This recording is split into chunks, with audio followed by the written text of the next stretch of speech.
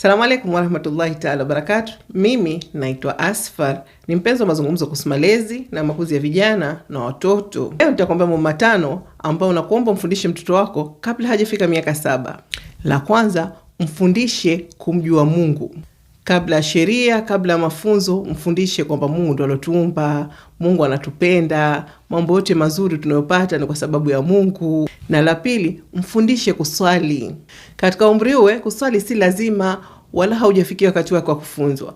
Lakini ile wewe unaswali, yupo karibu yako anakuona, au unamchukua msikitini, anaanza kuzoea ili kuona swala kabla hajafika miaka 7 ambao unatakiwa umfundishe rasmi kuswali. Na la tatu, mfundishe kusoma Qur'ani. Wala usianze na pressure kumfanya hifadhi au wajue kusoma, lakini ili akusikie wewe unasoma Qur'ani au Qur'ani inasomwa.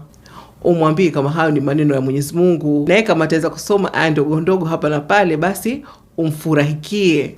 La 4, mfundishe mapema lipi la halali na lipi la haramu.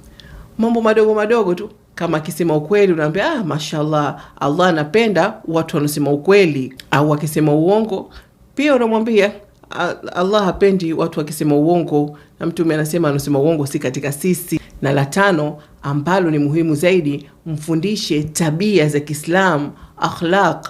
Unajua Islamu sio kuabudu tu, lakini ni tabia zako pia, unavyozungumza, unavyokaa na watu, unavyoheshimu watu.